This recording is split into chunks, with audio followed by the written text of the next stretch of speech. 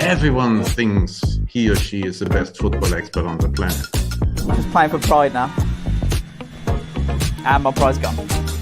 We're very passionate people here. Well, hello. We're ready to come for the W, yeah? These girls will smoke you, man. Yeah.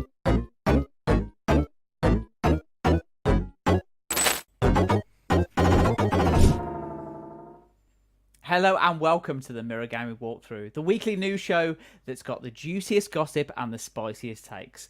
We've got another great show for you today with loads of juicy topics, as I said before. And we've got two great guests, one of which is making his debut on the show today. But first of all, hello, Matt. Matt Aldous, nice to see you again on the show. How are you? Hello. I'm staving off a headache, but other than that, feeling absolutely fantastic. Great. And just to introduce Tom Lynch, he's the Central Video Hub Editor of Reach PLC, our esteemed colleague, Tom. Tom, thank you so much for joining us today. How are you? All good, thank you. Pleasure. Thanks for having me on. Great. Thank you very much for that. Just introduce yourself, Tom, if you can. We normally get our guests just to introduce themselves a bit. The floor is yours. Video editor by trade and the best totally average gamer you've ever seen elsewhere. obsession with Warzone, obsession with Batman, anything DC, Marvel related. That's pretty much all you need to know. That's a brilliant introduction. Sensational. Thanks, Tom. And that brings us to our first topic. First main topic of the show. Actually, I'm going to go through the topics that we've got just so the audience get a gist of what we're going to talk about. We're going to talk about the new Warzone 2 Resurgence Map being revealed, which is very exciting. Talk about Sony pushing PS5 sales with their new marketing campaign, reportedly cutting PSVR 2 forecast, but then they're not as well. We'll explain all that a little bit later on. We're going to talk about The Last of Us Episode 3. Whoa. We'll talk about that a bit later on. We've also got some other topics as well. The Fortnite Dragon Ball collab, we're going to be discussing that. The N64 GoldenEye remake, I'm really excited to be playing that as well. And we've got a few other things that we can talk about towards the end as well. But why don't we start with the biggest news, I think, of the week, which is that the first ever Warzone 2 Resurgence Map launched yesterday. When I say launched, it was revealed. It won't go live until February the 15th, which is 2 weeks today, actually. But it was revealed by Activision, Infinity Ward, Raven Software, all the devs yesterday as Ashika Island. It's going to host 50 players. It's going to host the Resurgence and DMZ mode. It's got a Japanese theme with Cherry Blossom running through it. The castle returns as a POI, but it's been renamed. And there's loads of other cool stuff as well, and some of the POIs have been released as well. The discussion question for this topic is, how much is riding on Ashika Island right now? Oh, I want to hear what Tom has to say. I mean, there's a lot riding on it. I think it's such a pivotal update in general in terms of Season 2. I think the player base has dropped massively. I'm pretty sure they're hurting in terms of numbers. It hasn't quite had the launch that they expected. The issues that the player base has, the community has, have been well documented at this stage. So I think if they don't address 90%, if not all of the issues, I think they're going to be in a serious problem, and it's just going to affect the shelf life of the game. People were putting all their eggs in one basket with Warzone 2. They were desperate for something new. They thought they're going to take everything that they've learned about Warzone 1, build upon it, and they just haven't done that. They've took 10 steps back. And really put themselves in a really tricky situation. So this season really needs to fire on all cylinders, land every single thing. Otherwise, they're going to run into some serious issues. Yeah, I think it's one of those things where almost I feel like it's so hit and miss, because I feel like we're on the cusp of it doesn't matter what they do now. They've kind of dug their own grave a little bit with this launch and this version of Warzone. It could. I'm hoping it does. But the fact that they didn't launch with a Resurgence mode was immediately a mistake. It just felt like they were trying to please shareholders to like, oh, they want them to play the Battle Royale, this version of the map, They take it away from the first Warzone. They don't put it in the new Warzone. They're like funnel feeding people into only being able to play this one version of the map, and that always going to be a mistake in my eyes, because people since like post Verdansk days, people were relying on resurgence modes to keep them entertained with Warzone, and the fact that they just took that away completely was just a mistake in my eyes. So kind of half of me thinks, oh, the hopeful half is like, this could save Warzone 2. The other half just thinks, I think it's too late. Like you've done so much over the last couple of years to gain and then lose the trust of the community, that now, even if you do something brilliant, there's still going to be a large number of people that just either are looking for the next stumble or looking for the next failure, or they think there's some sort of ulterior motive, or they're just too far gone and they've sort of left Warzone and they've gone, actually, my life is much less stressful now. I don't play Warzone every day. So that's kind of, I don't know what's going to happen. I'm excited to try it out, but at the moment, that's as far as it goes for me. I'm not thinking I'm getting back into it. It really, really depends on what the map is like, how it plays, how many people are in. I mean, I saw Lucci tweet, streamer tweet saying, I guarantee you there's AI in this map, and I think there is gonna be in the castle.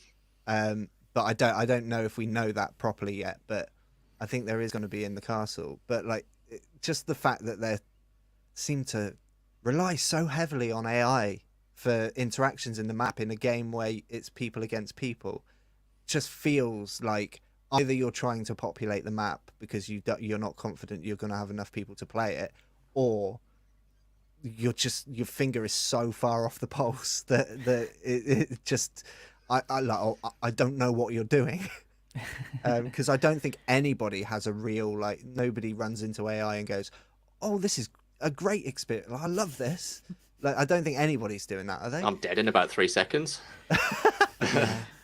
Yeah, I think I agree with most of what you said there, Matt. I think I personally, I think Al Mazrah as a map is superb. Obviously it has issues, and the game itself has issues, but the issues that the game has been exacerbated by the fact that there isn't another mode to go to relieve yourself of those issues in the battle royale mode.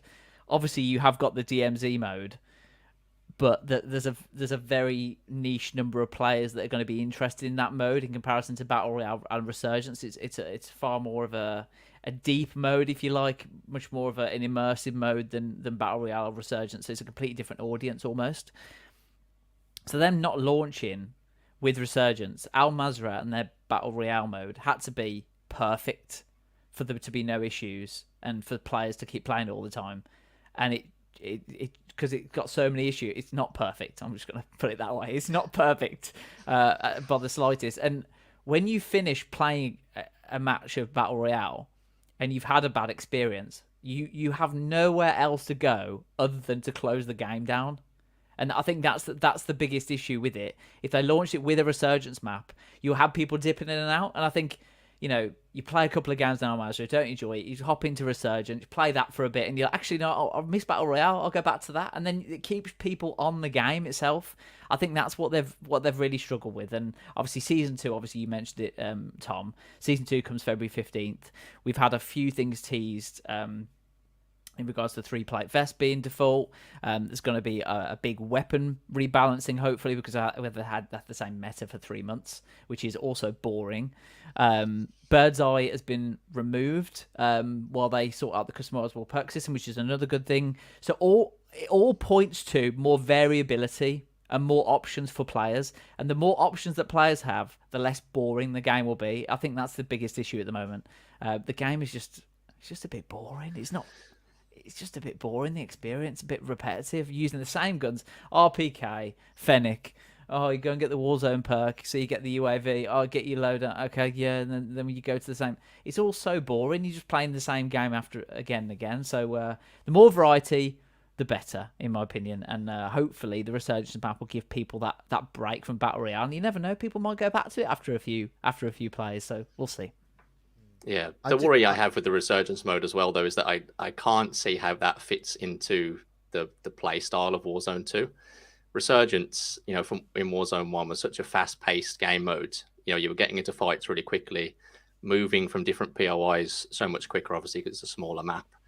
And with Warzone 2, with everything about that game is just so slow and sluggish, I really don't see how a Resurgence mode is going to lend itself to that. I know they're making the changes with the looting, with some of it spitting out and getting rid of some of the larger backpacks and stuff like that, so you're not in there for about 5 minutes trying to find all your stuff. But there's the movement in the game at the minute does not. There's no encouragement to do any movement because there's no reward for you doing it because I think you can't. The other thing as well, as soon as you say, "Oh, the movement really needs to be improved upon," the people just think that you're talking about slide cancelling and like all of this, but it's not. It's just the movement is very clumsy. It feels clumsy and it feels like clunky, and that doesn't mean that everybody wants to be able to slide cancel again. That just means that we want something that feels a little bit more athletic.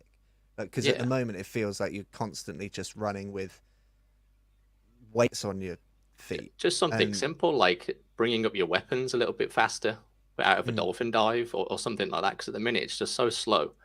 And I know they're introducing, the fact that you can move a little bit quicker while you're plating and stuff like that, which is great. It should have been in the game to begin with. I don't know why it wasn't there. But, the movement at the minute is just so slow. And there's no real incentive to do it. And on a Resurgence map, I can't see it lending itself well at all.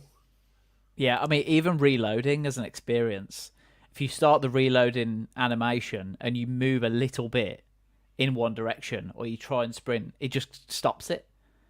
So when you're in the middle of an intense battle against another or a couple of different enemies, and you're trying to reload to have that second phase of the battle, if you like, you just can't put yourself in a position where you're able to reload and replay with a little bit of time because you can't move quick enough. And then even if you do get to the place you're in, it takes so long to reload and then get your armor plates on. And then in that, if you've only got a 2-plate vest, you've got a massive disadvantage. So there's so many balancing things that need to be introduced in season 2, and I'm worried because everything you talk about sounds like core fundamentals in terms of gameplay and core, I think a lot of core it is. physics. And I'm not an expert in game development. I'll put my hands up. That might be shocking to a lot of you. I'm not an expert in game development, but that seems to be something that won't be fixed overnight, and it takes a lot of work in the background. And are they really gonna change the physics for this one mode? I don't know.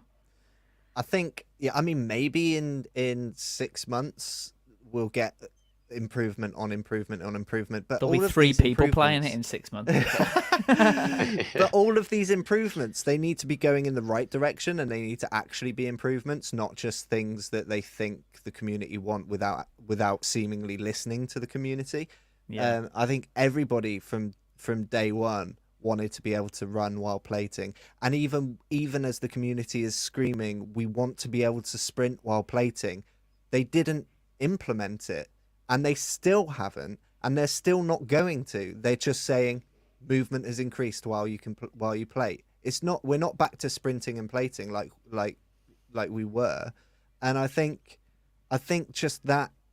Those types of improvements, you need to be fixing them in one go. Basically, you need to be fixing it in one update. So you need sprint while plating. Everyone's going, we want to be able to run while plating. Want to be able to run while plating. So make it possible to run while plating. Like it doesn't seem that complicated, but instead they go, we've increased the movement. You still can't sprint, but we've increased the movement. It's like, How nice. come on, guys. Thanks, like, guys. please. Like, yeah, it's just like, increase it by how much? Because, like, if it's 15%, it's going to be barely noticeable. Like, Yeah. like, with the speed that you can play at the moment. Yeah, I've got a comment from Jasmine. Sorry to cut you off. I've got a comment from Jasmine. By the way, thank you for everyone who's tuned in so far. If you've got any thoughts or you want to comment on what we're talking about, got any opinions, even if you think the opposite of what we think, that's even better. To be honest, we'll read it out and debate it on the show. We've got Jasmine Manan in the chat. Obviously, friend of the pod, our colleague. Hi, Jasmine. Every time I hear you guys talk about Warzone, it puts me off more and more. Is it worth getting into it at this point? I mean, I think one of the reasons why we talk about it all the time is because we love the game. We want it to succeed. Isn't it? We want it to be the best it can be. And I think if an alien dropped down from Earth, right, and just started playing Warzone 2, just assume that they've got human stuff. Like Human stuff. for a Like minute. what, Yeah, fingers yeah. and thumbs. Understand FPS games somehow. Maybe I should have phrased that differently, but I'm going to ignore that. They would probably enjoy it because they haven't experienced Caldera, which is a good thing, but they haven't experienced Water Verdansk. They haven't experienced what we've had before, but we've had such good experiences beforehand. Obviously, there was issues with it, but the fact that it's gone almost... It's got worse rather than better, and with everything, I suppose, in life, with time you expect things to get better with more money and more time, etc. But it just seems to have got worse. And I think that, Jasmine, why we talk about it so much and why we moan so much is because we want it to be a better game because we want to enjoy it more. Is it worth getting into it? It probably still is. There's loads of good things coming for Season 2. You've got the Resurgence Map. You've got all the updates. It might be of interest to you. What do you guys think? Would you recommend Warzone 2 to your friends right now? No. Not in its current state, no. No? But it's a hard question. It feels like a simple answer because we have the knowledge of the history of Warzone and the experience of playing Warzone. I have no idea what someone who's never played Warzone would think of this game. Like, I have no idea. I don't know if they think it's good or think it's bad. Like, take an Apex player and bring them into Warzone 2. Do they think it's good? Do they think it's bad? A lot of other FPS games that I've played do feel slower, do feel more clunky. Like, there's no... Even Fortnite feels clunky at times, I find. But Warzone just had this, like... Its differentiating factor was always, like, it felt athletic and it felt like you were able to do things and almost feel like at times, like, when you pulled something off that was crazy, you felt like an action hero almost. And I feel like that's lost now. So I'm only saying that Warzone 2 is bad based on the fact that how much I loved the first version of the game, and how, because this game is so different, it makes it hard to say, oh yeah, you wouldn't enjoy it, because if someone's never played Warzone 1, maybe they would, but I would find it hard to recommend it. But it would almost come from a point of view of, like, well, I just don't know. Like, you could only give it a try and see what you think. But if they had any kind of history with the Call of Duty franchise, though, Warzone 2 would just probably seem so alien to them. Because Warzone 1 for me was like the perfect hybrid between the pedigree of a Call of Duty multiplayer experience and a battle royale. It was like the perfect blend between the two. But Warzone 2, it leans far too heavily on the BR side of things that it almost loses the identity of a Call of Duty game. So if someone maybe played the old Call of Duties back in the day, like Call of Duty 4 and things like that, and then picked up Warzone 2, they might immediately jump off it because it's not what they expected from a Call of Duty game, if that makes sense. Yeah, absolutely. I think it's really interesting when you talk about that kind of Verdansk era in Warzone 1. Everyone just kind of, the nostalgia that comes with that, obviously from being able to launch during lockdown, and it was such a popular game during the time and things. And obviously it had issues, but it's so interesting to see in the direction they've gone. And I would love to be in those board meetings where they decided those directions. When they came up with Caldera as a map to replace Verdansk.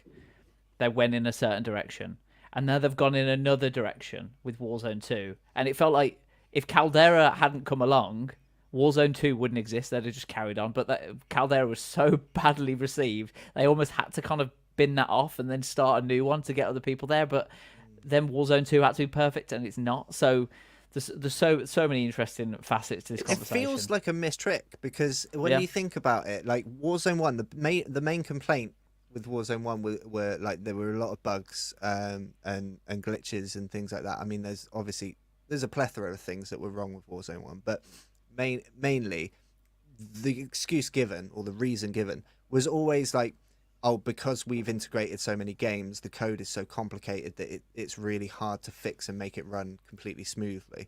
And they had an opportunity to get this right, and I would have started with Warzone 1 as a base without the bugs and glitches and things, and then build on that. But it feels like what they do time and time again is completely throw everything out the window, and like with map design, with everything, they throw everything out the window, and then they just guess something completely that none of us really were showing any interest in the beginning, and then they hope that everybody likes it, and nobody likes it.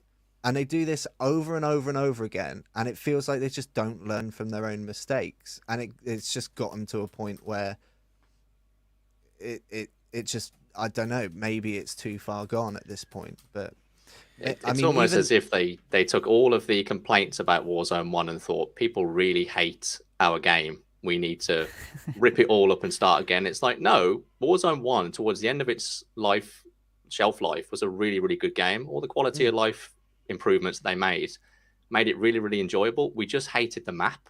So all you had to do was, as you say, is build upon Warzone 1, have all those quality of life changes there, and just give us a new map, integrate Modern Warfare 2 into it, give us the modern era and stuff like that, and it would have been perfectly fine. They just obviously thought, oh god, everyone hates it, let's just throw it all out the window, build this new Tarkov game mode that nobody really asked for, but we're going to do it anyway, and then throw all that stuff into the new Battle Royale and call it Warzone 2. It's like, does it make any sense? Yeah, I've got a few thoughts on this, but before we go into it, I just want to read some of the comments, because we've got Scott in the chat as well. Scott McRae, hi Scott, another one of our colleagues. Thank you so much for joining. Thanks for watching as well. He says, currently I base how good a BR is by how much John Cena is in it. So Fortnite is on top, I suppose. John Cena Warzone 2 collab when? I feel like Fortnite has picked some of that up with how much better the movement is since Zero Build. Yeah, that's true. Jasmine, if my squad can't have Rick and Morty from Rick and Morty and Ariana Grande in it, then I don't want it. Fair enough. As well. And then there's loads of John Cena loving as well in the chat, which I enjoy, who follows me on Twitter. So hi John, if you're watching. And thanks for the follow. Lucky. Appreciate it. So lucky. My theory on this is that Activision have got a couple of developers that are on a rolling cycle, and I believe it's a 3-year cycle from my understanding. So my understanding is that Infinity Ward developed Verdansk, was the lead developer for Verdansk. Raven Software was the main developer for Caldera. And then for Warzone 2, it's Infinity Ward again, who is the main developer, but helped by Raven Software and a couple of other studios. I believe next year it's Treyarch's turn, or the next Call of Duty will be Treyarch, I believe. Maybe that's why. Maybe what happens is that Infinity Ward does something really good, and then Raven Software take over. Like, yeah, we'll show you. We're going to do something completely different. If we copy, maybe they think if they copy anything from the previous developer, then it's almost lazy, or it just feels like there's no communication between those different developments, even though they work for the same publisher. My only point to that is Raven are the only people that have the only studio that have put things back to how people liked it. So they're the only studio that have actually gone, okay, the looting system is bad, let's change the looting system. And they they're the ones that have like been that studio in charge, not in charge, but like making those changes that they know are quality of life changes that people need to be able to enjoy the game. And they've obviously learnt that from their time in during Warzone 1. So I don't know how much water that holds. It's more like Infinity Ward built this game and then Raven have gone, this is all wrong. You need to change this and this, and it's like that's my point. Right, the communication my was probably bad between them to get it right the first time round, and now Raven are trying to sort of put out the fire. Well, this is what it seems like. Raven are trying to put out the fires by just changing everything back to basically what it was before when we all enjoyed it. Yeah, absolutely. And I just, to be honest, I hope that they continue to make those changes until most of it is back to where it was, and all we needed was new content. We didn't need change of mechanics and change of this. I mean, you could take out slide counts and whatever, but changing the mechanics just was always going to be a risk because people had spent so long perfecting that, like, all of those skills and things, and now it feels like there's a lot involved in the mechanics that put you at a severe disadvantage when you're in gunfights. We've got Shogun just joined the chat. Hi Shogun. Been watching on TikTok. Hey, thanks so much, Shogun. Really appreciate it. You coming over to YouTube. I hope you enjoying our content as well. Been watching on TikTok, and you guys have been talking a lot of sense. RE Warzone. Thank you very much. Was either incredibly brave or stupid. Yeah, that's a very good point.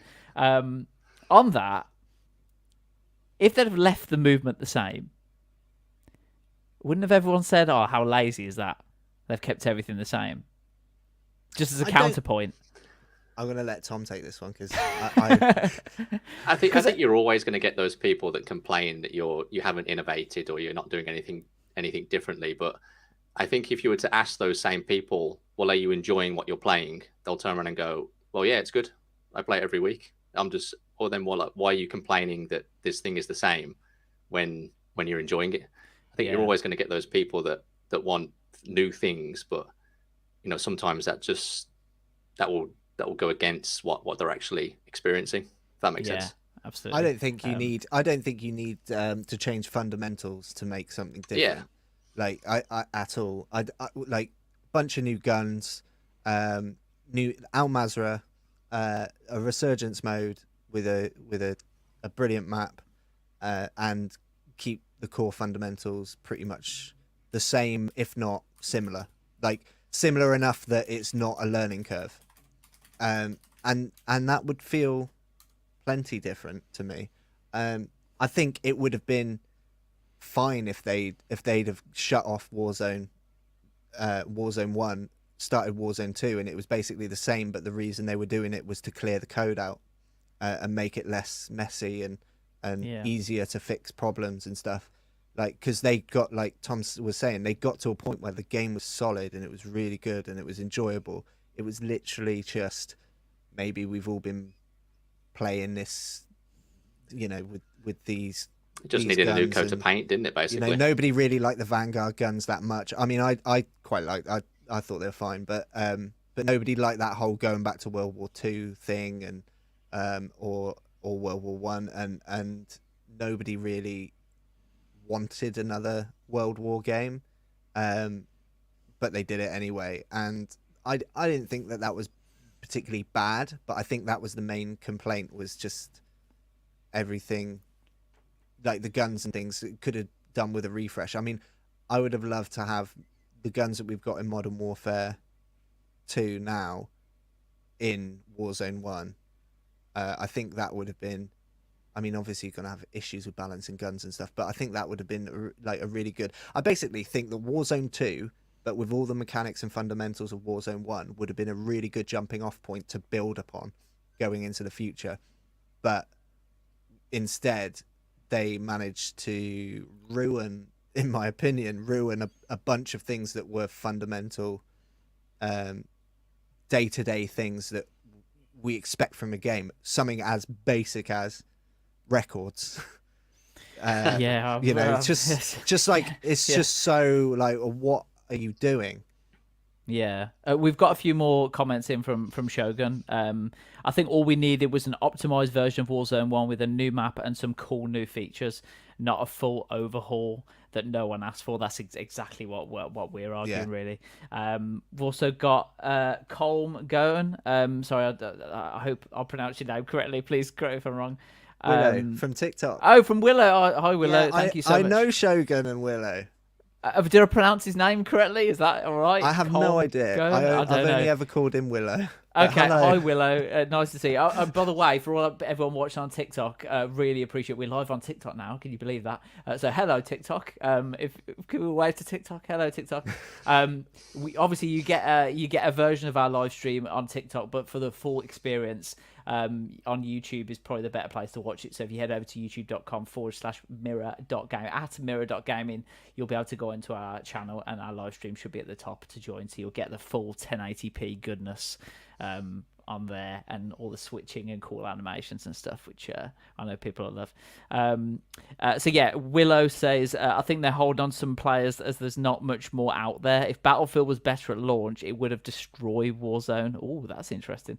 He also said Yo Miffy as well. Yeah. I mean, just going to go on to kind of more developer talk, because that's kind of where this is going, which is really interesting for me, because as soon as I saw Ashika Island, and obviously it was leaked beforehand, so that's the elephant in the room, everyone said it looks similar to Fortune's Keep in terms of the format and the design, and there's a very good reason for that, because High Moon Studios, the developer who created Fortune's Keep, is also the developer who's leading on Ashika Island. So it's very, very similar fundamentals in how they develop and design maps and things like that. So that's good, isn't it? I suppose that's good news for the Resurgence map. Although, from my opinion, I don't know what you guys thought about this, but everyone seemed to be really, really happy about the pictures that would dropped for the new map for Ashika Island. And the one thing I noticed was it felt very much like a patchwork quilt of different styles of POIs. It was really weird. It didn't look like one particular place at all. So I feel like when you drop in, it's like you'll be in one area and it'll feel like you're in I don't know, like the middle of Japan, and then the next moment it looks like you're in New York City, and the next moment it's like you're on a beach. You're on a beach. And then, can I just say, the beach club, right? There's hardly any beach. The first thing you'd want in a beach club, when you go to a beach club, tiny beach with like you want a substantial beach. You know, you could go to the beach club, grab a cocktail, go to the beach. No one's really fighting on a beach, are they? Like you stay away from the beach. Like, I know, that sort of stuff. Too much overground. Yeah, it was a joke, guys. But thanks anyway for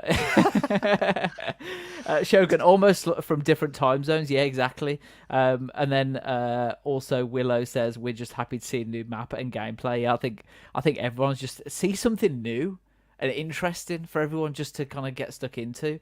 But I mean, let's hope it's the thing that will save Warzone 2. I think it's just gonna be really interesting, because you mentioned about the combat records, the wins and the KDs. They said that was coming, and they didn't. They said that loadouts weren't in the game, and then that they were in the game. There's been so much flip-flopping around in terms of decision making, and it just feels like they just can't really decide what they want to do. So with this update, hopefully the changes they make are a positive direction, and then they can go in that direction, carry on that momentum, and hopefully we'll all be playing Warzone 2 for months to come.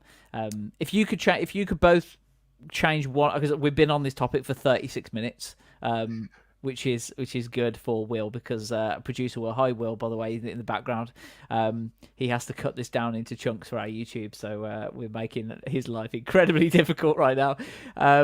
But if you could change one thing, if Activision got on the blower to you right now and said, "Oh, Tom, Matt, give us one thing, we'll change one thing," what would you change for season 2? Oh, you go first, Tom. I think it would be the movement. And not reintroducing slide cancelling or anything like that. Just the whole game needs to feel a lot smoother and less clunky. Like there needs to be more incentive for you to move and use those mechanics rather than them just being there. Because that could increase the skill gap for one, because I just don't think there's enough of a skill gap in the game. And it just leads to more like creative outplay opportunities and things like that. So yeah, I think the movement needs to be quicker. Yeah, and Cool. I would second that. That's exactly what I would change. I think that's the biggest complaint that most people have, is the movement doesn't feel smooth. So probably if I was going to pick one thing that you could change, like you can get used to a new looting system, you can get used to, but the movement you cannot do anything about.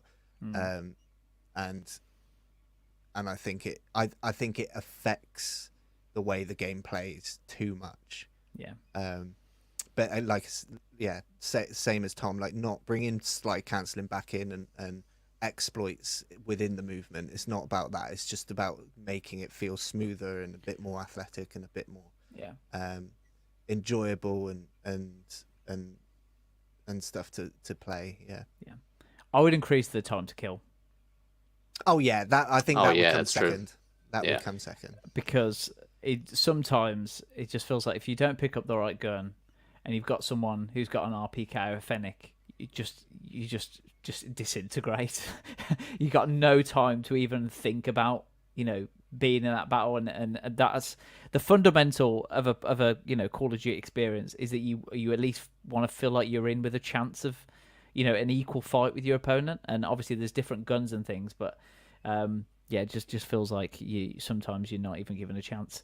I think what Shogun said in the comments, an ounce of outplay potential would be nice. Like that, I think that's what it is. It's like you feel like you cannot, even if you were the most skilled player out there, it sometimes feels like you can't outplay anybody because of the disadvantage you're at.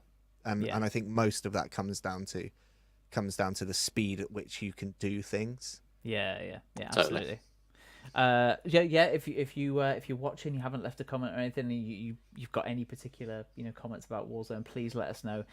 What thing would you change? What one thing would you change for season 2? Please let us know. We've got another comment from Willow. Getting away from gunfights. Once you're hit once, you're gone. Yeah, exactly. That's what I'm saying. That's what happens to me. Just disintegrate into thin air. But guys, look, if season 2 doesn't work out for any reason, Warzone Mobile is releasing this year with crossplay, but you can also play Verdansk on it. So I'm all go more back to excited about that about Warzone Mobile than I am about season 2. That says a lot, doesn't it? Yeah, that says a lot. That says a lot. Warzone Mobile is out this year, and it will have the Verdansk map. Some people are playing it right now, I think in limited countries and things.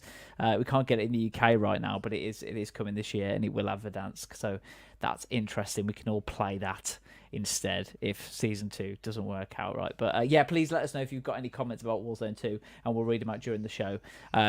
For our next topic, we've had some not flip-flopping, but we've had a bit of controversy around Sony and PlayStation this week, which is really interesting.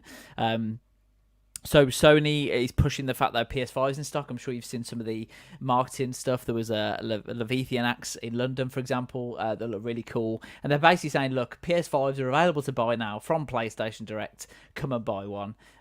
So the shortage is over, which is great for everyone.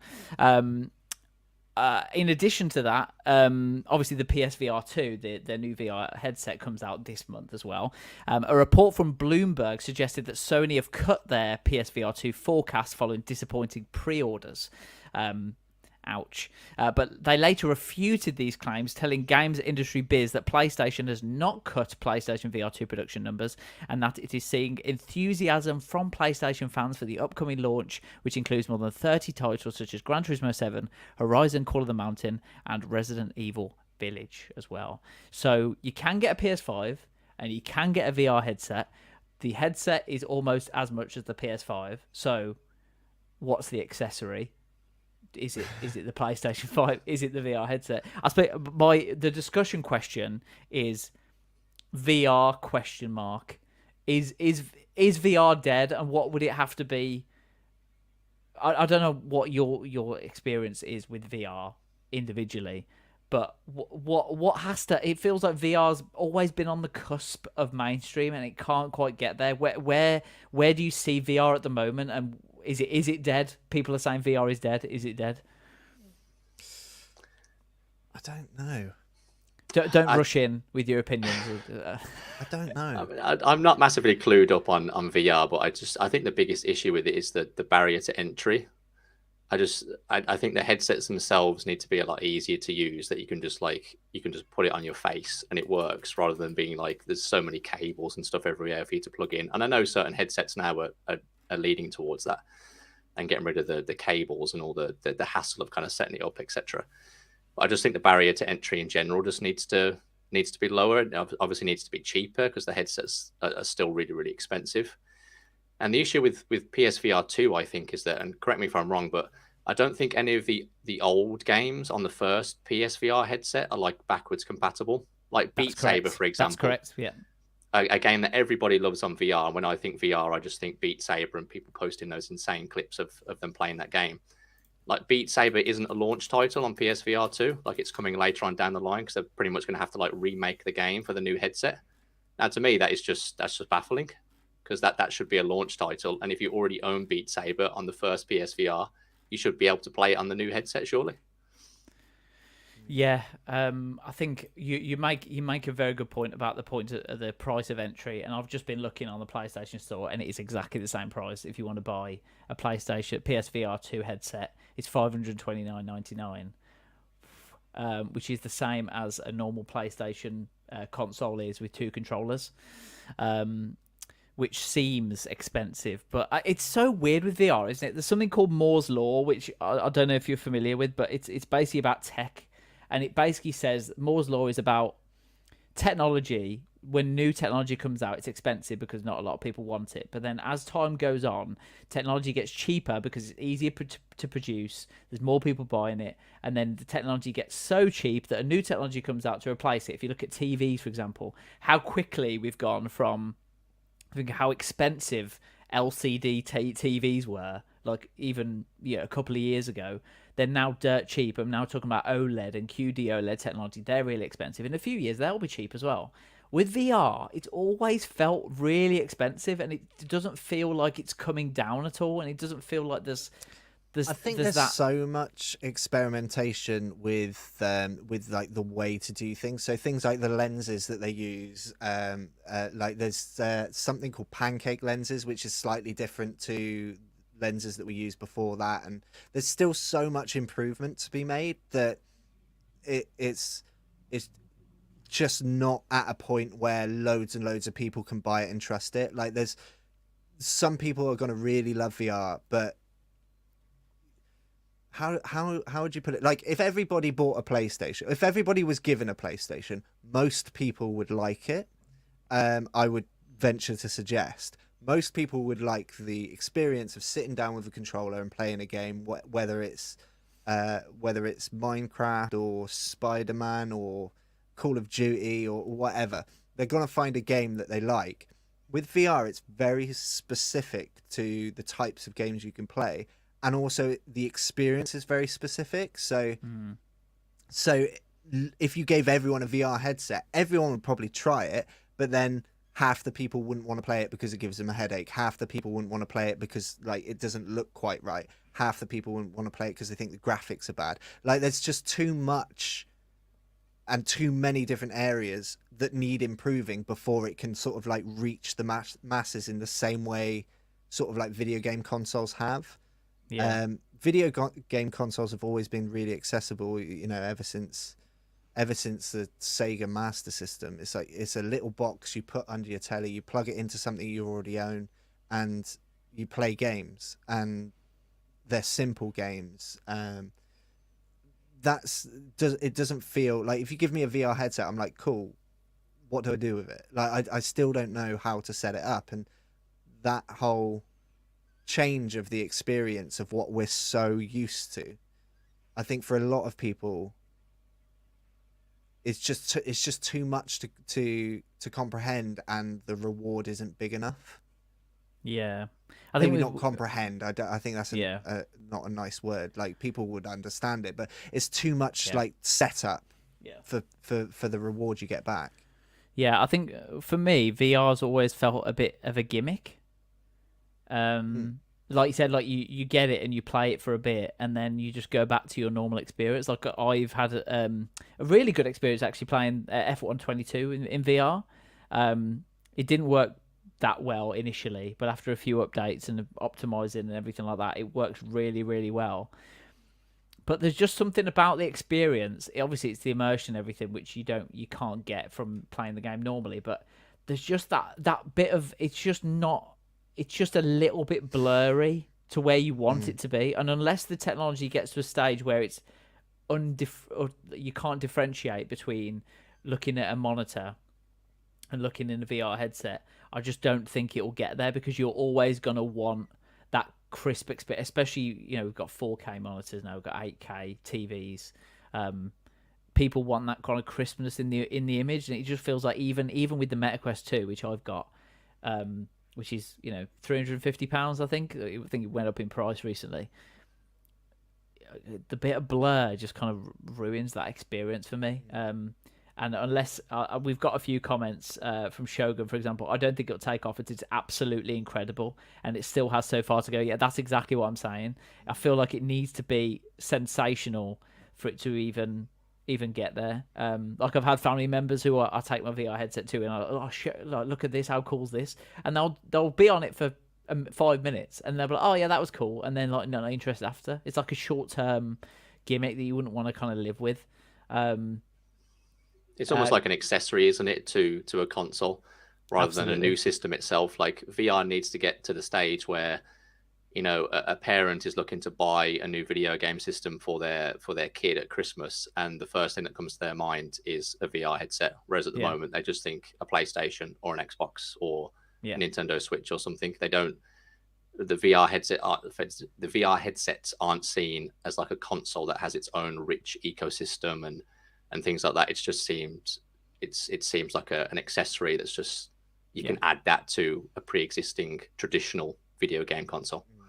Yeah, and if people aren't buying the VR headsets, which is what the report seems to suggest, even though Sony refuted it, their actual statement didn't actually refute the rumors that the demand was cut. They just said something about the production will remain the same, which doesn't quite answer the same question. But if people aren't buying the VR headsets, why would the developers spend so much time with these games, optimizing their games for VR, if there's going to be no one to buy it on that platform? I suppose is the question. But we've got a few comments on this really interesting topic. Willow says VR Warzone. Now that would be a game.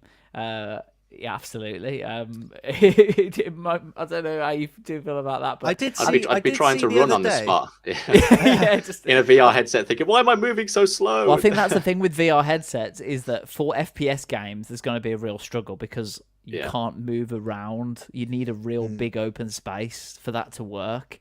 You couldn't use it at home, which is one of those things. You probably, like you said, Tom, running on the spot, you probably move as fast anyway with the VR headset as you would in the game. I saw something the other day, and it was basically it was like an AR game, like and it was like a home invasion, and it was an FPS, not it was a first person shooter, and there was basically people trying to break into your house, but it was all obviously augmented reality.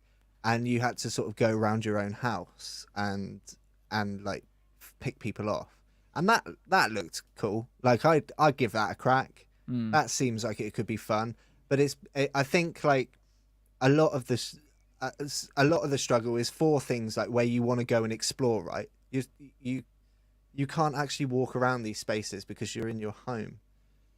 So until there's like the ability to have a multi-directional treadmill or whatnot, like, that is accessible, because there's so many accessories that would need to come with a VR experience to make it believable or to immerse you deeper. And if you're, just say you know, is you're exploring a landscape and you can't walk around it. It just doesn't feel like you're exploring a landscape. To me, it just feels like you're hovering around a game, which I can do looking at a screen.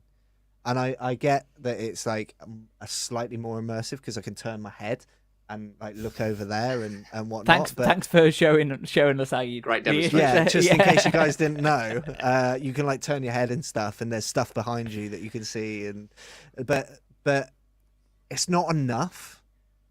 Like you have to be fully immersed. Like Shogun was saying, it has to be at the level of sci-fi films, like where you feel fully immersed, like that Star Trek holodeck sort of. You know, almost like Ready Player One. Have you read Ready Player One? Exactly. Yeah. It needs to be that, doesn't it? Basically, which is way off. And we're you know, I mean, it feels. How much would that cost as a VR headset though? Exactly. Right now, it would cost like $500,000 probably. The way the prices are right now, we've got loads of comments on this. Really appreciate you chipping in, everyone. Jasmine's come in and said MetaQuest 2 is better than the PSVR 2. Yeah, we know your allegiances, Jasmine. I'm so engrossed in VR and I find it amazing even at the level it is right now, but I get the worst eye pains and headaches that just put me off so much. I think that's one of the big things as well, that kind of motion sickness. A lot of people get that, and I got that playing F1 as well. Such high speed game that when there's any blur involved at all, it just kind of messes with your internal kind of gyroscope, I suppose. I don't know what this is in reference to, but Willow said I'd build a shed. I don't know what that means. Oh, so you can like move around and stuff. So right, okay. Okay, I'd build a shed and put cool. It's a weird flex, but okay. Yeah. He also said, I'm sure it could be done. Yeah, it could be done. It's just what price it would be. Yeah, that hovering feeling, Jasmine. Yeah, that hovering feeling makes me only play games like Beat Saber where you don't have to explore environment. Yeah, that's exactly it. I think this kind of ties in as well with that whole kind of metaverse conversation and how rubbish that looks in terms of like the graphical side of things. I've seen so many videos about how that looks. It basically looks like a pretty like. It looks like Habbo Hotel. I don't know if you two ever played Habbo Hotel, but it pretty much looks the same as that, but in VR. And I think that's one of the reasons why I know there's so much involved in that kind of VR metaverse experience. But until it gets to a stage where the level of detail is so much that it's almost you can't differentiate it between real life and VR, then I don't think it. Because why would you? Why would you do that? Why would you put a VR headset on when when it looks better on the screen? Yeah. Shogun said the motion sickness does make you wonder whether it'll ever work. To be honest, I'm sure the technology's out there somehow to make it. Maybe they'll have to start selling medicine to take before you go on. Maybe that's a slippery slope. I think. VR headset comes with pills to take every time. Yeah, that feels a bit Matrixy. It feels very dystopian. That it does. Yeah. But yeah, it's really interesting conversation because obviously there's so much kind of going on with VR and metaverse and all that kind of stuff at the moment. Are you guys interested in the metaverse? Like, what's your opinion on it? Have you not? Nah, not at the moment. No, I don't know if I ever will be. I think the old man. That's a in me big will statement. Come out. I think the old man in me will come out and be like, I want to be in a room with people if I'm going to be somewhere. Like, I don't want to. I don't know. Maybe. I think when you think about how far away we are from it being good, or well, I mean, some people think it's good now, but being acceptable on a mainstream scale. You look at like what ABBA are doing with their shows, like with their hologram shows and things, and how far, and when they did it with Drake's done one, I think, and who was didn't they do Michael Jackson as well? I think Tupac and Michael Jackson, yeah. So think how far away we thought we were from that versus how now it's just if someone says they're doing a show, it's pretty soon there's going to be one live show and then you can buy tickets to it across the world. and they can put on hologram shows of the live show. Yeah, and but you stream could do that in across the world. Fortnite 2 years ago. I was about to say the same thing. It's almost like an end of season Fortnite events that we're going. Yeah, but to. this is like, I'm talking. Where you're This is actually there. in real life. Like you're right. actually looking at it, and it looks real, and you wouldn't differentiate between the Drake you're watching in this concert versus the one you're watching in Australia, because they're the same show. And it's like we thought we were decades off of that as a general public, but 5 years later, and it looks like it's around the corner. Yeah. So you never know where, how far away we are. And I guess with something like the metaverse, it looks bad now, but what's it going to look like in 5 years? What's it going to look like in 10 years? That's it. When you look at the speed of which things have improved over the last 30 years, it's not crazy to say that the metaverse will potentially be, the graphics will be hyper realistic that it's a really fun experience to, if you wanted to go and visit a friend but you couldn't be there, and you went and hung out with them in the metaverse and stuff like that, you just don't know really how far away we are from this stuff. I think that ties into what Shogun said. Then again, if it ever did get that good, would we ever want to log off? I think that's the whole point of it. It needs to get to that. I think that's a scary thought, I suppose. That really comes into that Ready Player One territory, doesn't it? Exactly. Yeah, it's exactly living it. different lives. Yeah. Willow's off. Enjoyed the show. Thank you so much for watching. Really appreciate it. Go and have a good evening.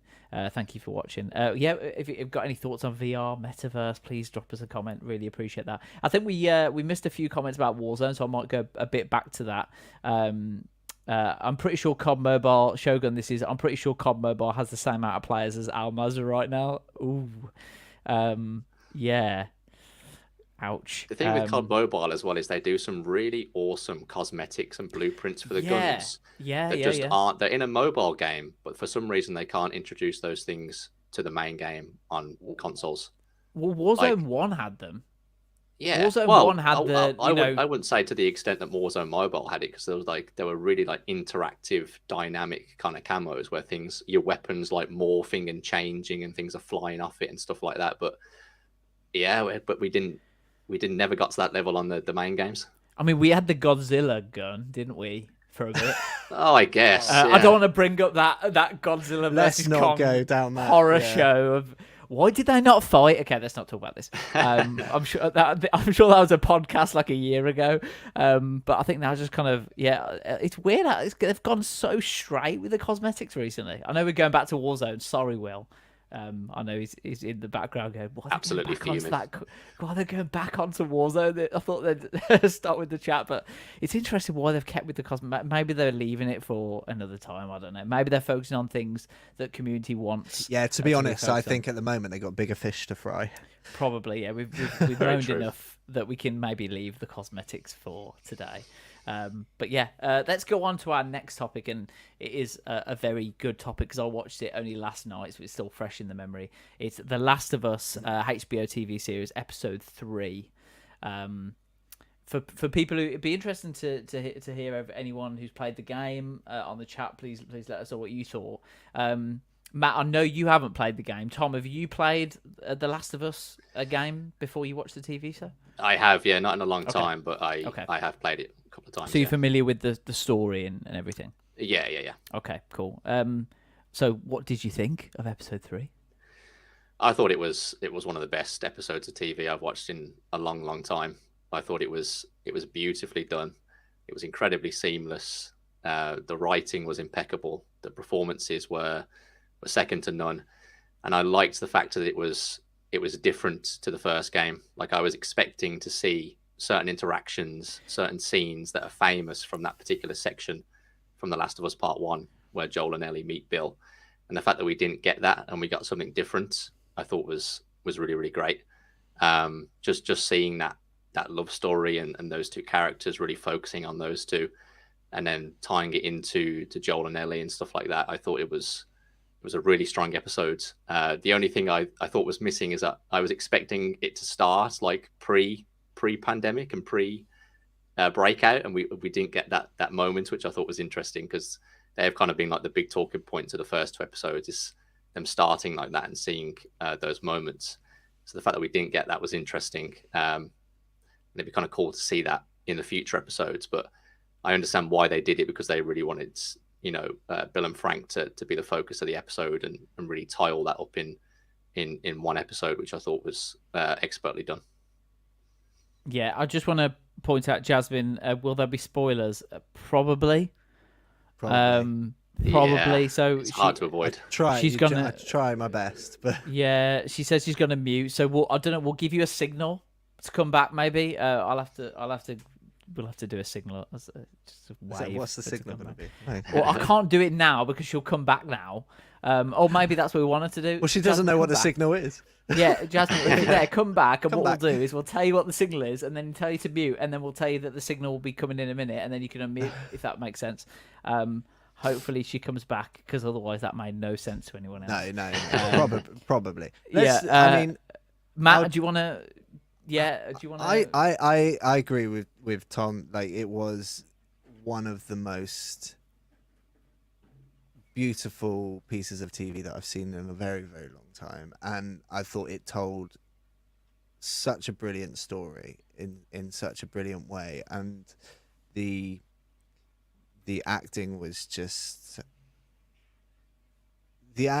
done it's so well that I don't even know how to tell you how good it is. Like, that's how I was left speechless. I didn't really cry in the first 2 episodes, because I know there was some like really heart-wrenching moments in the first 2 episodes, but I didn't really cry.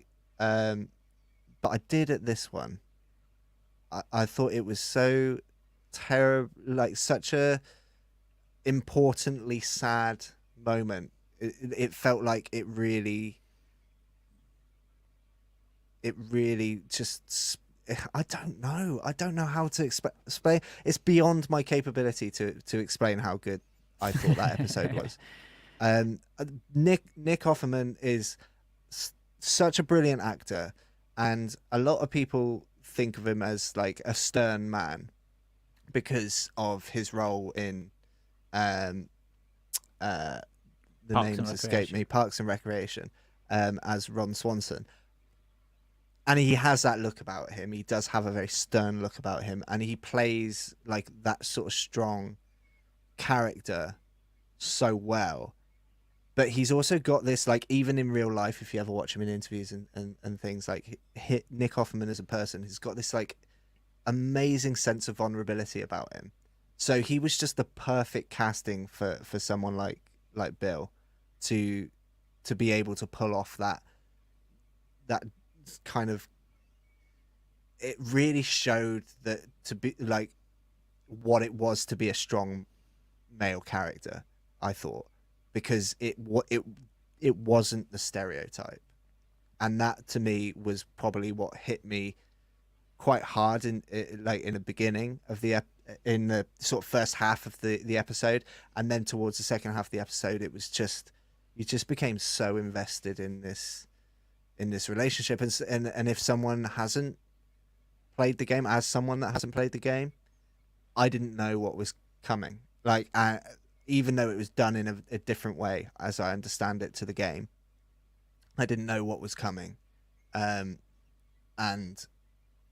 that was the moment when it just sent me over the edge, because she's just like, you get this character that you're like, finally he feels like he's got purpose.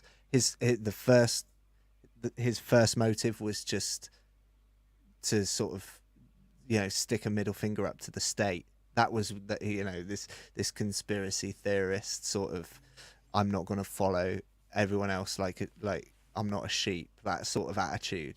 And then it just turns into this amazing vulnerability of like him trying to protect somebody he loved, and then feeling like he had served his purpose. He actually found his purpose, and it was different to what he thought it was supposed to be. And that was just like, I had to step outside for a second. Yeah, it was beautiful. We've got some comments on this, Shogun. When I tell you I cried like a baby, I think everyone did. I think the best films and TV make you question your own life decisions and appreciate what you have. That is absolutely true. I think everyone that watched that couldn't help but appreciate what they've got and felt kind of appreciation for, how, first of all, just how precious life is and how quickly things can change as well. I think that was really important. I think for me, I think this is more kind of relevant maybe for Tom and I to talk about, because Matt hasn't played the game, but you can get involved as well, obviously. Thanks for being here, Matt.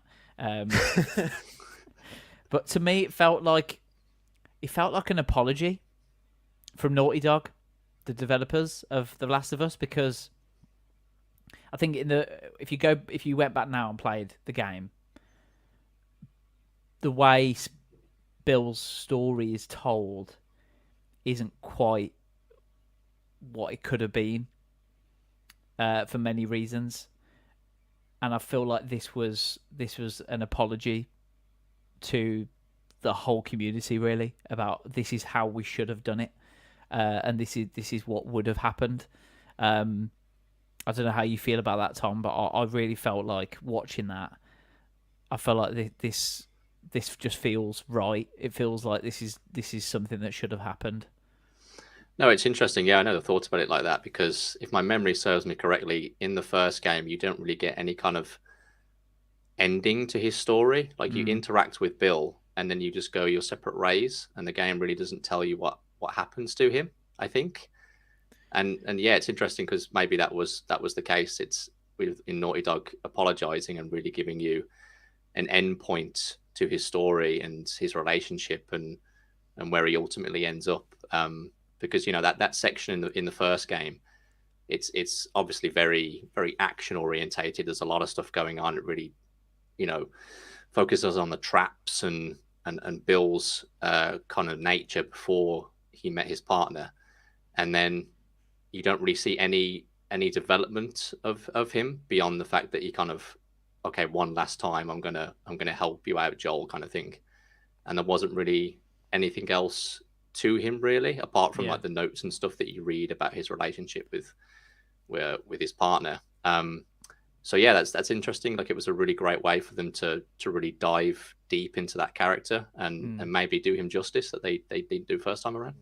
I think that was it. I think the you could, with the game, like you said, it kind of it doesn't end really. There's things that you don't know. Obviously, you mentioned about finding notes and stuff, and you kind of have to seek it out almost in the game to find out exactly what happened and things. But I think what this is, it just did the character justice and kind of showed how complex this character was, rather than just the idea that you got from him in the game, that kind of one-dimensional idea you got from that character in the game. So I thought that was beautifully done.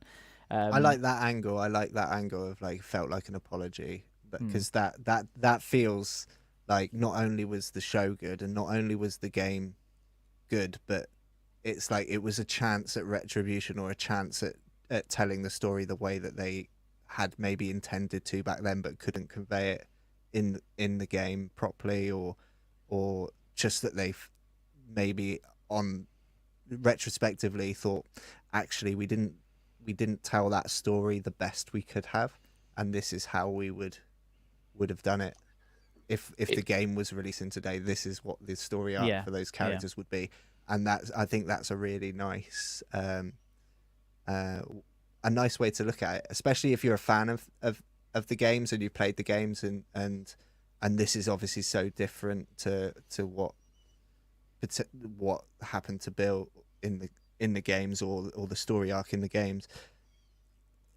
Hopefully there's like comfort in that from it as a fan of the games, that even though it's completely different, it's like you appreciate that it is giving the character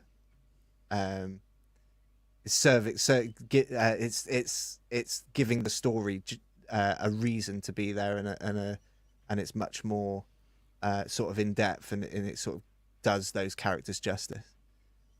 Yeah, absolutely. And I think also I think I've been guilty at times on previous, shows when we talk about episode 1 and 2, for example, and about, picking out different things about how the TV show is different from the game, and it didn't happen in the game, like that type of conversation. But I think watching this episode, it made me realise that the kind of medium of games and TV, and there's things that you just can't. I'm trying to word it in the most eloquent way possible, but I think this showed what a TV show can add to a video game adaptation rather than take away. I think sometimes adaptations can get very hung up on how do we convey this in exactly the same way of the show, and maybe I've been guilty of that at times, trying to keep everything the same way. But I think what this shows is that you can improve on the core story of a game where they fail to tell that part of the story. I think that's what I thought. Absolutely, having I think when you think about the game, like The Last of Us, probably we can all agree one of the best storytelling games that has been made. I haven't played it, but so I've heard. It's one of the best stories, one of the best, like, most well told stories within video games, like that have sort of come along in terms of the writing, in terms of the characters, in terms of the stories that each character goes through. But games aren't a storytelling medium, like, primarily, whereas TV and film are pure storytelling. Like, there's nothing else in it, and so with a game, although you can tell a story and you can do it exceptionally well, and it is a brilliant way to tell stories, you are interacting at certain points. There are certain parts where maybe characters need to serve a purpose that maybe don't sit how you would sit them in a film, or whatever. They need to serve a purpose in terms of interacting with them or whatnot, or you can't convey maybe the passing of time of like particularly well for a certain character because they're not in the central part of the game often enough.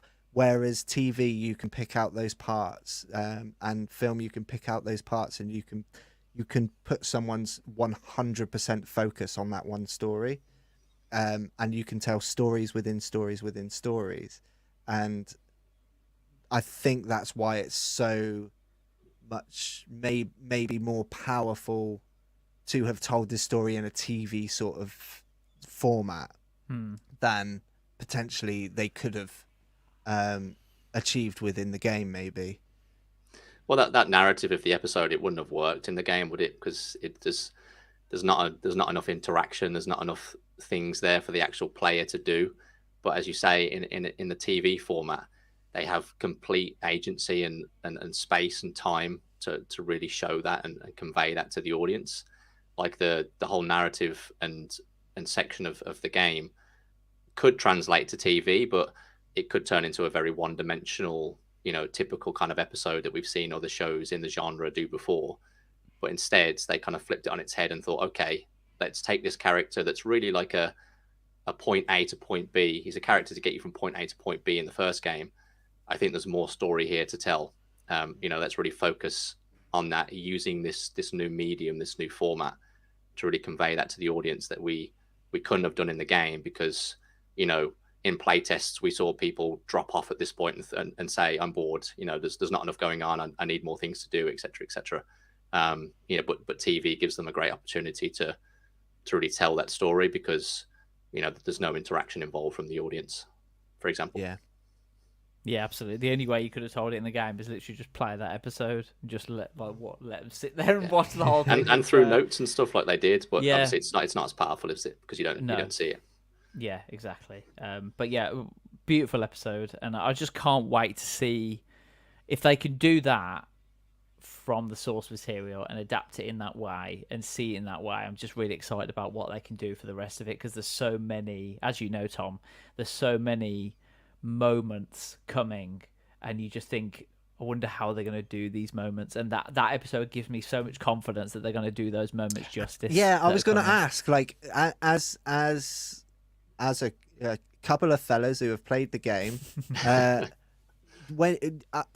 has your confidence increased in terms of even if they do it differently, they're going to do it well? Like since episode 1 to episode 3, you know there's these moments coming up, and you know that there's certain things they got to get right. Everyone at the before episode 1 was like, "Oh, I don't like. I think it's going to be good, but I don't know if they're going to do this right or that right." And how has your confidence levels changed going from like actually now seeing 3 solid episodes as opposed to like what you thought potentially would have happened before? Are you like more confident that they can do things right in the right way? I think totally. I think episode. Sorry, Tom. I think after episode 3, I am more confident. I will be honest. At the end of episode 2, I talked last week about that kind of snowball effect that not having the spores in the TV series led to, which led to the tendrils, which led to the different test storyline. Which led to that scene playing out differently in the game, and I felt that that particular moment in the game felt more impactful for me in the game than in the TV series. So when that happened, I feel like so much is changing. Maybe they've changed so much that it's going to run away from them and they're going to lose sight. But after watching episode 3. I've got way more confidence that the big moments will be told in the right way, because it seems like they know what they're doing. From if a TV show can make you cry when it's a video game adaptation, and the scenes in the TV series of a video game adaptation didn't happen in the video game, and you're still crying, then that's a good sign. Yeah, I totally agree. I think I have complete trust in them now being faithful to the source material, but also innovating upon it as well, and exploring it even more. And I love the fact that Naughty Dog are so heavily involved in the show. Like Neil Druckmann, the game director on the games, he directed the second episode, and obviously I think he's like a producer or something on the show as well. So that it's in good hands, and that if any of the writers or anything we're gonna make a certain decision that goes against what makes The Last of Us so great, then they would be there to challenge that and offer up alternatives, etc. So I have complete confidence that they can be faithful to the original material, give fans what they want and they expect, but also have the confidence to go out and do something different as well. Yeah, absolutely. When you think about Naughty Dog are working on a multiplayer experience for this game, if they get that right, that could be incredible. If they get that right and they make it as expansive as the universe that the TV show shows, and that kind of open world element to it.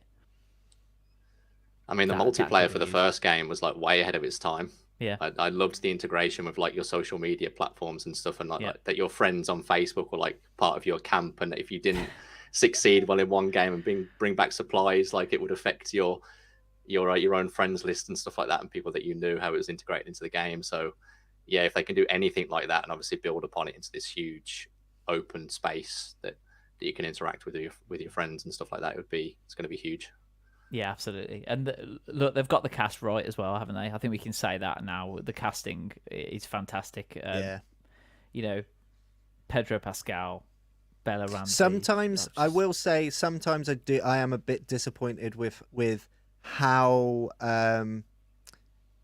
unamazed Ellie is at things that she's clearly never experienced in her entire life before. Like she got in a, like, for example, I mean, it's probably one of the poorest examples, but like when she got in the car, for example, and she's like, I've never been in a car before, and he says seatbelt, and then he reaches across. It's like a spaceship. Like that's a that's a nice moment, but like she got in that car too easy for my liking.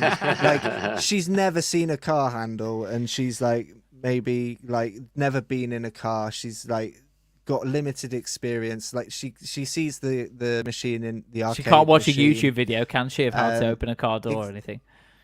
No, because the Doesn't internet's exist. gone. Yeah.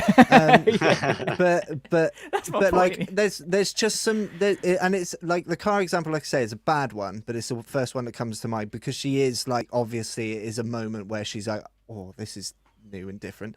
Yeah. But there's just been a few moments scattered throughout where I'd expected her to be a bit more like, what is this? Like, how does it even work? Like, you know, I've heard about this, but I've never seen one. Or like you know, the there's a scene where she sees like a arcade Yeah. machine. I was in Mortal Kombat, was it? I think. Yeah, it was, Yeah. and she's just like, as a little go on the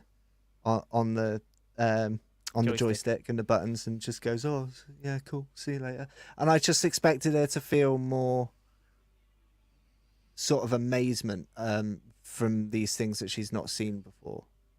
I think the issue with that is that you could milk it and it would get very old very quickly.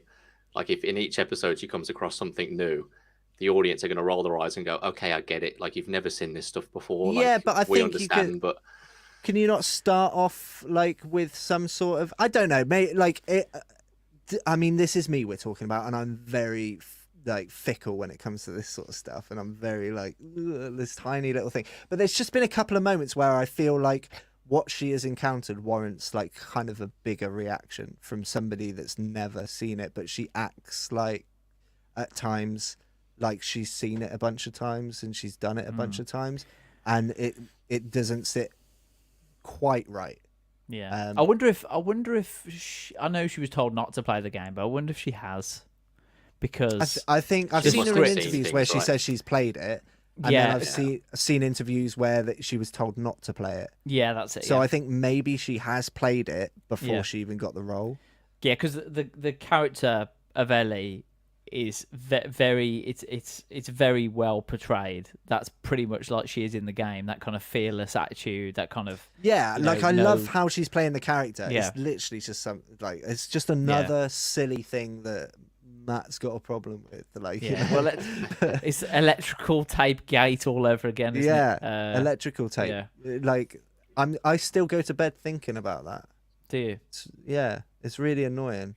I'm really sorry about that. No, I don't take it that seriously. But yeah, But, it'd be interesting to see how they develop her character, because there's a lot of stuff coming up that we'll get to obviously know her a lot better, and certain decisions that are made in the game be really interesting to see how they're kind of portrayed and things. And yeah, I'm sure you'll find out a bit more about her character as the show goes on.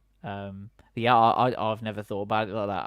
I just think it's I suppose Either way, it's brilliant. Like I still like how she plays the character. I still think she's fantastic. I think Bella Ramsey is like, now seeing her play the role is like just such a perfect casting for her. And it's just, yeah, the whole thing is brilliant. So it's just like my brain is just tuned to try and find something wrong, and I hate that about myself.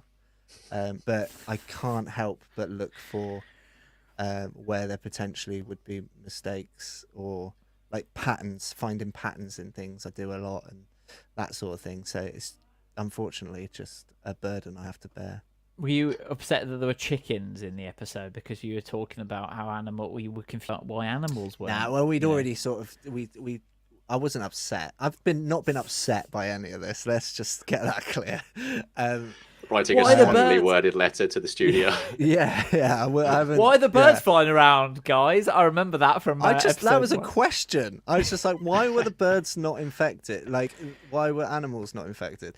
But That's such a human-centric opinion, isn't it? But I just thought, based on the science, that now the fungi could survive in warmer temperatures, that surely other animals would be affected. It didn't seem like the sort of thing that would be like, oh, a dog can't catch a cold from us. Like, it didn't seem like that sort of thing.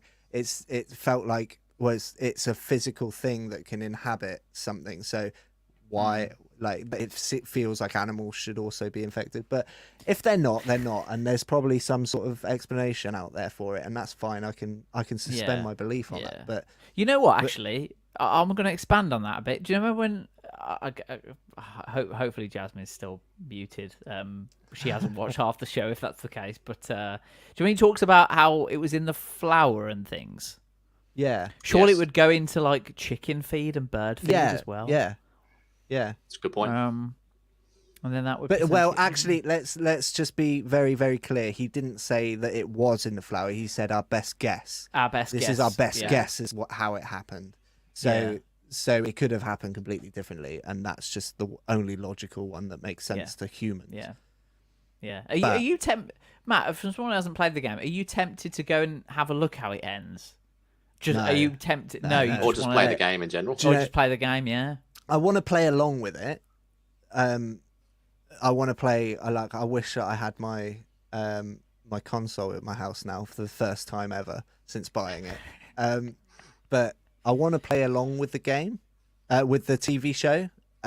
So like only Yeah. play up to a certain episode ends, and then Jasmine can unmute now But- because she's got your console on a long. We did give her a signal. yeah. But like, but Oh, yeah, thanks, Will. Nice. Will's put a little banner across the top for people. It If you're on will- TikTok, no more spoilers. You can unmute. no more. Yeah. Yeah, like, but other than that, I don't want to. I like the fact that I don't know how it ends because I think it, for me, knowing the type of person I am, that if I knew how it ended, I wouldn't watch the rest of the episodes. Yeah. And that's it not because I wouldn't think that they were amazing, but I when I know the story, I struggle to enjoy the story, and I'd be Yeah. doing the same thing as everyone else. So it's like, how are they going to do this bit?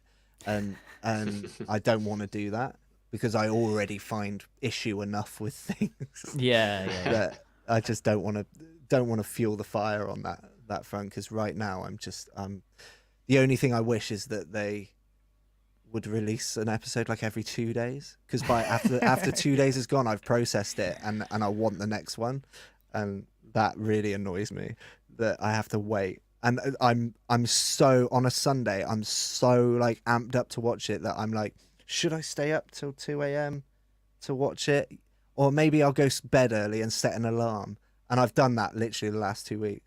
I've watched. Well, you watch basketball at ridiculous hours though, don't you? So yeah, it's normal yeah, for you.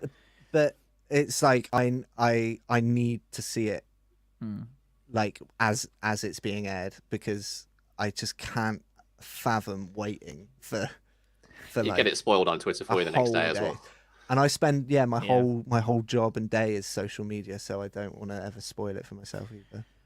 Yeah, it's I think that's the thing, isn't it, about kind of the way this industry's going, about how you can binge stuff and things. I think it's really good that they're doing it one a week, but that kind of culture on social media of wanting to talk about it straight away after you've finished, it's like just calm I down. feel like the just do it. respect for spoilers though, for things like when they are massive, is better than it used to be. Like there is more I respect. think it's got for... worse. Yeah, I think Really? it's gone. I've had to I've- mute 'cause- loads of things. Because I've not seen a single full on spoiler for either it's the algorithm or that knows you haven't watched it. But on something like TikTok, where I spend most of my time, Hi TikTok. I if you haven't watch seen I haven't seen any like spoilers to the point where it's like that's ruined the entire show, and I've barely seen any. I've maybe one or two videos like after seeing an episode. I've not seen a single spoiler for Wakanda Forever, which I've been waiting for to come out on Disney Plus. Same. So I think generally spoilers, in terms of like accidentally coming across them, whoever's doing the work, keep doing it, because I've not seen hardly any. Either that or I'm just not following the right people. Yeah. Well, what know. can't be spoiled is the end of the show, which we're doing now. So thank you so much, Matt. Thank you so much, Tom. Really appreciate you spending this time to talk about Warzone 2, VR, and The Last of Us. It's been an absolute pleasure. Tom, thank you very much for stepping in for us. Have you enjoyed your time on the show? Thoroughly. It's been a pleasure. Thank you, guys. Thank you. And Matt, thank you once again. Really appreciate you coming on. And I hope Always a everyone at pleasure. home's enjoyed as well. Obviously, you don't have to be at home. It's on YouTube and TikTok, so you could be somewhere else. I don't know what I said at home. But everyone watching, really appreciate it. As ever, if you liked it, please drop a like on the video and comment as well. And if you haven't, what are you doing? Please subscribe. We really appreciate it. But all there's left to do is to say have a good week. And we'll see you next Wednesday at 4 p.m. GMT for the next walkthrough. See you later, guys. Cheers.